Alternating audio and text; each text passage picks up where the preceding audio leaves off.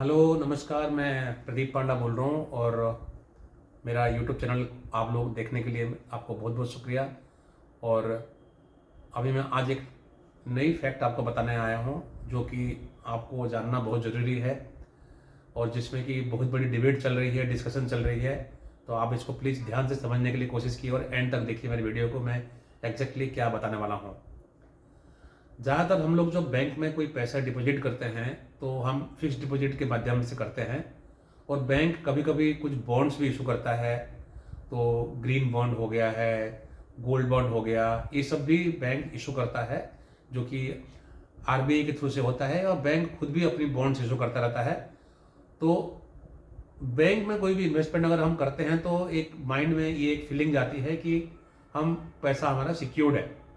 या आप बिल्कुल मानते होंगे इस बात को कि शेयर मार्केट में लगाएं, रियल एस्टेट में लगाएं, गोल्ड में लगाएं, कहीं लगाएं, तो इससे अच्छा कि हम अगर बैंक में अगर कोई डिपॉजिट्स कर रहे हैं तो हम ये मान के चलें कि हमारी पैसा सिक्योर्ड है। और मेजोरिटी ऑफ द लोग जो बैंक में पैसा डालते हैं तो वो फिक्स डिपॉजिट के फॉर्म में डालते हैं। और फिक्स डिपॉजिट हमको सबको पता है कि सारे हमारा ठीक ठाक है। और मैं इस बार इसकी टॉपिक के ऊपर एक ऑलरेडी वीडियो बना चुका हूँ कि फिक्स डिपॉजिट करने के टाइम हमको किस चीज़ का ध्यान रखना चाहिए। लेकिन आज हम फिक्स डिपॉजिट के लिए बात नहीं कर रहे हैं, आज हम एक और जिसके लिए बात कर रहे हैं। AT1 बॉन्ड करके एक बॉन्ड है जिसकी काफ़ी चर्चा में है। तो AT1 मतलब एडिशनल टीयर 1 बॉन्ड करके एक कंसेप्ट है जो कि बहुत हॉट टॉपिक चल रहा है आज की डेट में फाइनेंशियल वर्ल्ड में। तो ये AT1 बॉन्ड क्या होता है मैं आपको बताऊं। AT1 बॉन्ड बैंक्स इशू करते हैं अपने कैपिटल को बढ़ाने के लिए, क्योंकि बैंक को भी कैपिटल चाहिए क्योंकि उनको लोन देना होता है। तो बैंक को लोन देने के लिए जो पैसा चाहिए तो एक तो फिक्स डिपॉजिट के फॉर्म में इनको मिलता रहता है तो उसी से भी वो लोन देते हैं। एक वो बैंक के पास जो खुद की कैपिटल ऑलरेडी जो है वो उसी से होती है। और बैंक दूसरी वे आउट भी निकालता है कि फंड कहाँ से इकट्ठा किया जाए ताकि वो डिस्बर्समेंट करें और लोन देंगे। जब उनके पास पैसा ही नहीं होगा तो डिस्बर्समेंट क्या करेंगे, लोन क्या देंगे। और जब लोन नहीं देंगे तो उनके एसेट्स की जो साइज है वो इतना बड़ा नहीं होगा, तो उनका इनकम नहीं होगा उनका, तो बैंक की प्रॉफिटेबिलिटी में इम्पैक्ट पड़ेगा। तो बैंकों को पैसे की जुगाड़ करने के लिए उन्होंने एक जरिया निकाला है AT1 बॉन्ड करके, एक बॉन्ड करके क्वालिटी टाइम है। AT1 बॉन्ड अभी चर्चे में इसलिए है कि येस बैंक जो आपको पता होगा 2020 मार्च के मंथ में येस बैंक में बहुत प्रॉब्लम हो गई थी और एक हाहाकार मच गया था कि भाई येस बैंक बंद हो गया, येस बैंक बंद हो गया। और कुछ दिनों के लिए हमारी जो येस बैंक में सारी डिपॉजिट्स भी फ्रीज हो गई थी। आरबीआई के इंटरवेंशन आया था और आरबीआई ने उसको मॉरेटोरियम पीरियड में रखा। बाद में फिर गवर्नमेंट ने इसकी इम्प्लीकेशंस को देखते हुए कि भाई येस बैंक अगर बंद हो जाएगा तो फाइनेंशियल वर्ल्ड में बहुत बड़ा सा हाहाकार मच जाएगा, तो फिर उन्होंने SBI और कुछ कुछ और बैंक्स ने मिलके उसको उन्होंने बचा लिया उस टाइम। और अभी तो 3 साल हो गया उस बात को। लेकिन इस बीच में हुआ क्या था कि जो येस बैंक ने एक बॉन्ड इशू किया था उसका नाम था AT1 bond, additional tier 1 bond. उस बॉन्ड का वैल्यू को उस टाइम जो उन्होंने रिस्ट्रक्चरिंग किया था, मार्च के मंथ में जो रिस्ट्रक्चरिंग किया था मार्च 2020 में, उस AT1 बॉन्ड का वैल्यू को बैंक ने जीरो कर दिया। बैंक ने क्या, जो बैंक की रिस्ट्रक्चरिंग करने के लिए जो एडमिनिस्ट्रेटर को अपॉइंट किया गया था तो उसने उसको जीरो कर दिया था। मतलब जो जो लोग भी वो AT1 बॉन्ड होल्ड कर रहे थे उनको कुछ नहीं मिलेगा, उनको बैंक की तरफ से उनका पैसा जीरो हो गया। तो ये जब जीरो हो गया तो बेसिकली वो लोग सोच रहे थे कि भैया हमने तो बैंक में इन्वेस्टमेंट कर रखा है तो हमारा पैसा जीरो कैसे होगा। तो उनको पता है AT1 बॉन्ड का नेचर क्या है, पता है उनको।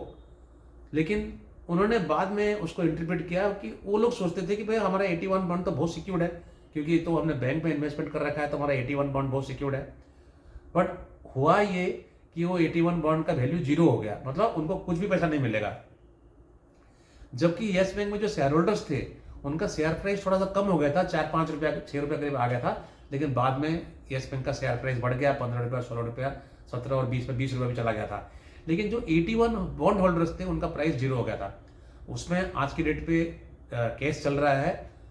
बॉम्बे हाई कोर्ट ने जो AT1 बॉन्ड होल्डर्स हैं उनके फेवर में डिसीजन दिया है और उसको अपील करने के लिए रिजर्व बैंक ऑफ इंडिया ने और येस बैंक ने सुप्रीम कोर्ट के पास वो मैटर पड़ा हुआ है। तो उसके ऊपर मैं कुछ कमेंट नहीं करूंगा कि उस पर क्या आउटकम आने वाला है।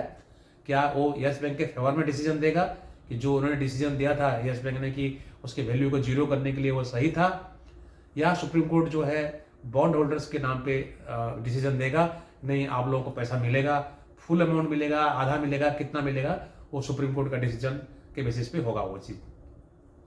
लेकिन सिमिलर सिचुएशन हुआ क्या है कि आपको जैसे पता होगा कि यूरोप में भी एक बैंक की क्रैश हो गया है, जो आपका क्रेडिट स्विस करके एक बैंक ने क्रैश किया हुआ है।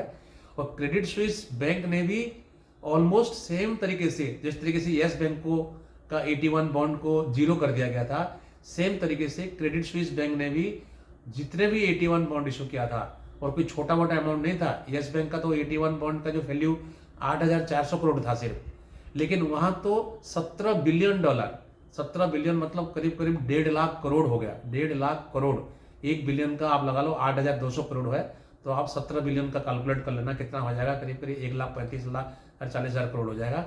तो उसको उन्होंने डिक्लेयर कर दिया जीरो, मतलब आपको कुछ नहीं मिलेगा, आपका वैल्यू स्क्रैप हो गया। 81 बॉन्ड का नेचर ही इस तरीके से है। अगर आपने कभी परचेज किया है या परचेज करने वाले हैं, आपको ध्यान रखना चाहिए कि 81 बॉन्ड का नेचर ऐसा है कि आपको थोड़ा सा इंटरेस्ट रेट ज़्यादा मिलता है, तो आप लालच में आके 81 बॉन्ड ले लेते हैं। लेकिन 81 बॉन्ड का जो फीचर है, उसका वैल्यू जीरो होने के लिए लिखा हुआ क्लियरली, उसमें उसकी फीचर्स है कि बैंक का अगर सिचुएशन खराब होता है तो 81 बॉन्ड्स को वो स्क्रैप कर सकते हैं, जीरो कर सकते हैं। तो आप कभी भी अगर कोई 81 बॉन्ड में इन्वेस्टमेंट करने के लिए आपको कोई अगर डीलर, कोई फाइनेंशियल एडवाइजर, कोई फाइनेंशियल ब्रोकर या कोई बैंक अगर आपको कन्विंस करता है, तो आप इसके लिए पूरा सचेत रहिए कि भाई 81 बॉन्ड में आपको करना है या नहीं करना है। आप अगर इंटरेस्ट के लालच पे अगर करना चाहेंगे तो आपका खुद का डिसीजन हो सकता है, बट मैं आपको ये सलाह दूंगा कि 81 बॉन्ड में मिडिल क्लास और स्मॉल इन्वेस्टर्स को इन्वेस्ट नहीं करना चाहिए और उससे दूर रहना चाहिए, किसी को भी नहीं करना चाहिए अनलेस आपकी फाइनेंशियल रिस्क टेकिंग कैपेबिलिटी बहुत हाई है। बट उसके बावजूद भी अभी पंजाब नेशनल बैंक ने भी 81 बॉन्ड को इशू किया हुआ है।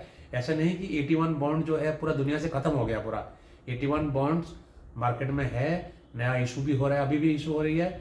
और इनफैक्ट आरबीआई ने अभी सारे बैंकों को बोला हुआ है कि आपकी जो 81 बॉन्ड्स है और आपने जो भी बॉन्ड्स होल्ड करते हो, सारा डिटेल एक बार स्टॉक टेकिंग आरबीआई भी कर रहा है कि किस किस बैंक में कितना 81 बॉन्ड है और क्या है, उसकी चर्चा कर रहा है। तो यही मेरे को बताना था कि आप अगर बैंक में इन्वेस्टमेंट कर रहे हैं तो आप बहुत ध्यान से कीजिए, फिक्स्ड डिपॉजिट के माध्यम से कीजिए, फिक्स्ड डिपॉजिट भी अच्छे बैंक से कीजिए।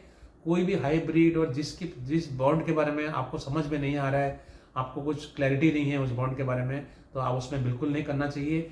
सिर्फ 50 पैसा या 60 पैसा या 1% का इंटरेस्ट रेट हाई होने के चक्कर में आप अपने पूरी के पूरी प्रिंसिपल को स्टेक में मत लगाइए।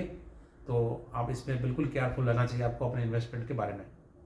Thank you very much for watching this video, और मैं उम्मीद करता हूँ कि मेरी सारी वीडियो आपको अच्छा लग रहा होगा।